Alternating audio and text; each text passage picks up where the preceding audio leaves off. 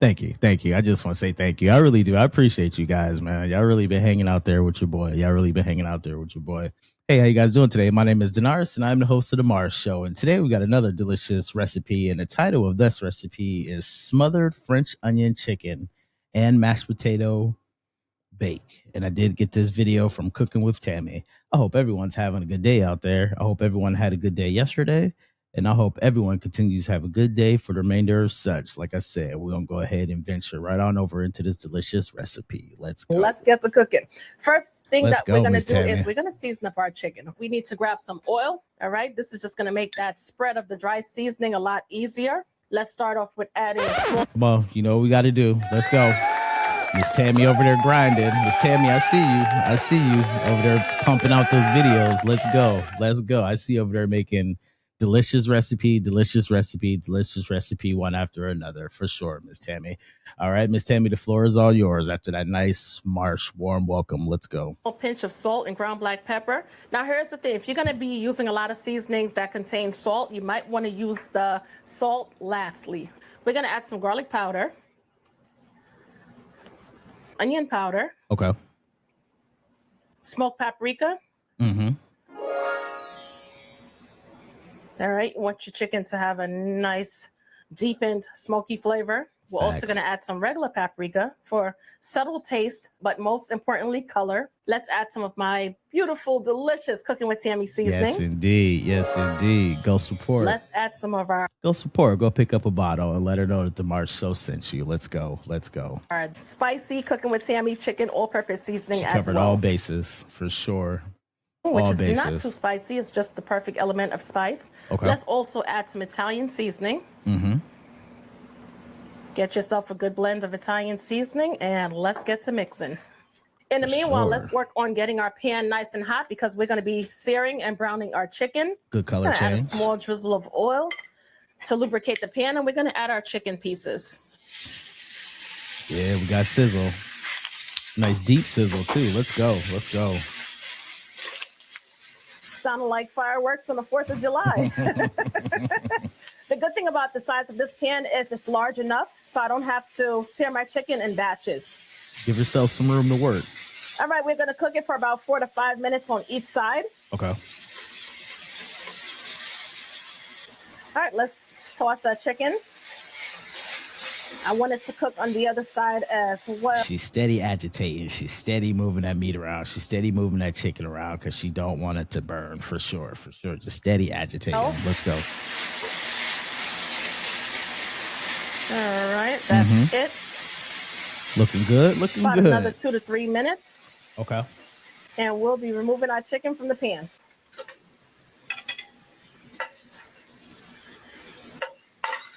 All right, this smells so, ooh, it smells good. I bet. It smells really, really delicious. I know it does. I'm not going to eat any. I'm just going to wait for that element of... Come on, Miss Tammy, you got to have a little sample for sure, for sure. But I feel once you. I finish making this delicious casserole. Usually, behind the scenes, I might taste a piece of chicken or two. But tonight, we are going to hold out. I'm going to lower the flame because we don't want to cause any smoke alarms to go off. I'm going to add a small drizzle of oil, and that's simply because I'm going to be adding butter. If I was to add the butter by itself, the butter would burn too fast. Mm-hmm. Now would be the perfect time to add our Vidalia onions. I find that when you use Vidalia onions, because they're naturally sweet, once they start to break down, their natural sugars are going to release.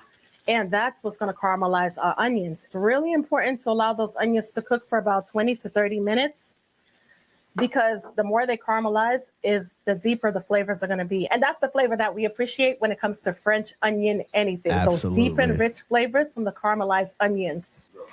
Absolutely. Onions are beautifully caramelized, so much so that the aroma that I'm getting from the onions, whoa, absolutely inviting. All right. Now that our onions are where they need to be, right? We're going to add some garlic. This is just some garlic paste. However, if you want to add finely chopped garlic, you definitely can. We're going to combine the garlic. What do we say here at the Marsh? Garlic and onions go together like peanut butter and jelly. Let's with go. The onions. For sure. We're going to be turning this into a French onion gravy, right? So in order to do that, we're going to add some flour to our onions. Okay. Going to stir them on up. This onion's looking good too. Let's just add some more flour. Big Coat cuts the of onions with the flour. We're going to allow the onions to cook for an additional 30 seconds to a minute because I want to cook away all of that floury taste from the flour, obviously. All right. We don't want a doughy tasting gravy. We want our gravy to taste delicious. All right. We don't need that. Once the flour starts to stick to the bottom of the pan, as you can see, we're going to add our beef broth to the mix. Stir that on in. We're going to scrape the bottom of the pan because we want to release all of the flour that was stuck to the bottom of the pan. Let's add some Worcestershire sauce for a nice savory flavor contrast. We're also going to add some beef bouillon powder, a little bit of onion powder because it's a totally different flavor profile from the actual caramelized onions. She's right. Let's also add a small amount of garlic powder. For sure. Dried thyme. If you have fresh thyme, you can add fresh thyme. Go ahead, Miss Italian Tammy. seasoning. Go ahead. Make sure everything is well combined. Because we want our sauce to be creamy, we're going to add some half and half. If you have heavy cream, you can add some heavy cream or even whole milk. Whole milk would work out perfectly fine as well. If you don't want to add any dairy, you don't have to. I just figured, you know what? Let's make it nice and creamy and comforting. We're going to allow our French onion sauce to come to a slow simmer. After about 5 minutes, our sauce started to thicken up, which is perfect. At that point in time, you're going to give your sauce a quick taste, and you're going to determine whether or not if you need to add a small pinch of salt and ground black pepper or either or. Season to taste. Going to stir it on up really well. Make sure everything is perfectly incorporated. And once we are done, we're going to re-add our chicken back to the skillet. Puts a smile on my face. Resting juices and all. Let's fold our chicken into the French onion gravy to simmer for about 5 to 6 minutes. We're going to allow it to thicken up even more. We want all of the flavors from the French onion sauce that we just created with all of those delicious onions to infuse itself into the chicken. Drain our potatoes. I forgot all about the potatoes. Let's go. Let's go. What I like to do first is add all of the stuff that needs to be melted. So we're going to go ahead and add the butter. Okay, we're going to save the milk for last, especially if we're not heating up the milk. Now, if you're heating up the milk, it doesn't matter what order to add your ingredients. Okay, but my milk is cold, fresh out of the refrigerator, and I'm not heating it up. Okay, what I am going to do is I'm going to use my potato masher, and I'm going to break the potatoes down. I want our potatoes to have a ton of flavor. So I'm not going to stop with just adding butter. We're going to add some other things as well to brighten these potatoes up, okay? Gotta have that color pop. All right, this is perfectly mashed. I'm going to add some salt and ground black pepper to the potatoes. Let's add some garlic powder for a nice little garlicky element of flavor. We're also going to add some sour cream. All right, get that sour cream in there. Don't be afraid. Add the sour cream. She said, don't be scared, huh? We're going to add some whipped cream cheese. Okay. If you have regular cream cheese, you can add that as well. We're just going to put this to the side and we're going to use a spatula. That's going to come together nice. To help us combine all of the other ingredients throughout the potatoes. All right, perfect. We got a good texture going on. Now will be the perfect time to add our milk. You know whether what it is. Or not, if you want to add half and half, which I'm adding heavy cream or carnation, if you will. Yes, you could add carnation milk to mashed potatoes. Been doing it for years. And even whole milk. So whatever your preference is what you're going to add. If you don't want to add any milk to this mixture, you don't have to.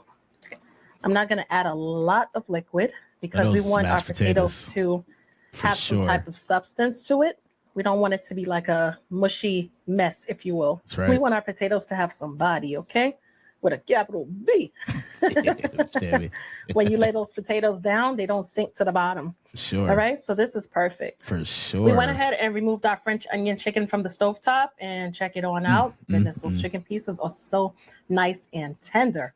First thing I want to do to my casserole dish is you can add some oil, some butter. But for now, we're just going to add some nonstick cooking spray. Okay.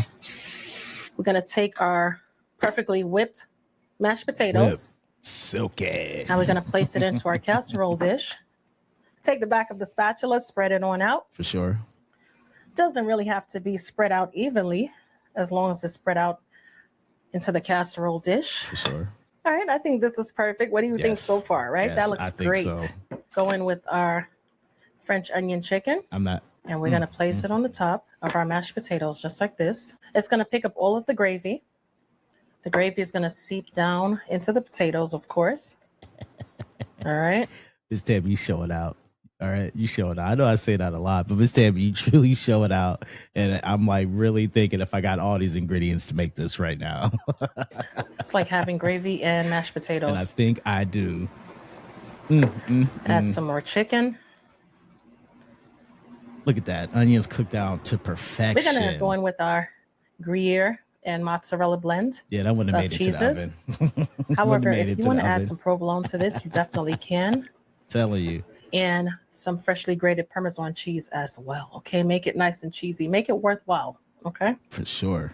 Spread it on out really Make good. it your own. Make it your own. I'm not going to add any parsley until it's literally finished baking.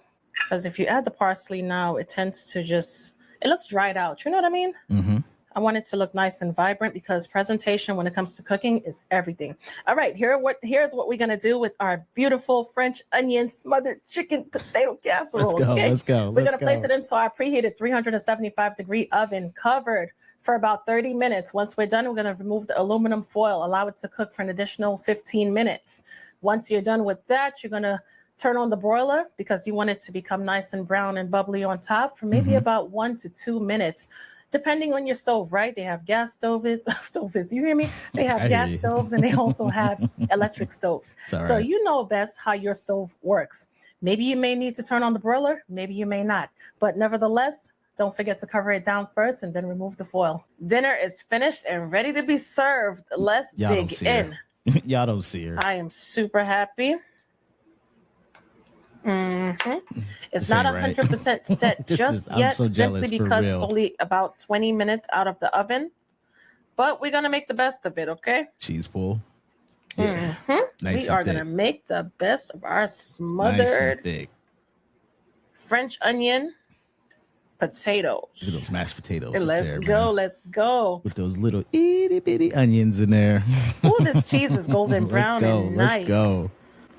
Got some onions going on. Who wants a bite? Because I do. I eat it for you. Well, thank you.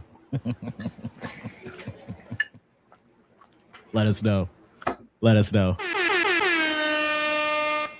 Yeah, that's the one. Let's go, Miss Tammy. My goodness, Jesus. Let me tell you something. Even though it's not set yet, this stuff right here that I'm eating, that I'm enjoying, absolutely tasty and delicious. Go ahead. And worth every second in the kitchen. I believe it.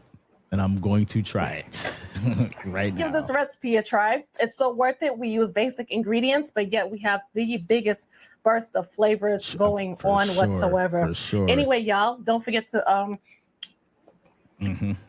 having a hard time today too. My tongue, oh my goodness, it tastes really good. Don't forget to check out cookingwithtammy.shop for seasonings, of course. Also check out my other website, Royalty Princess Gems, for the little girly trinkets and stuff.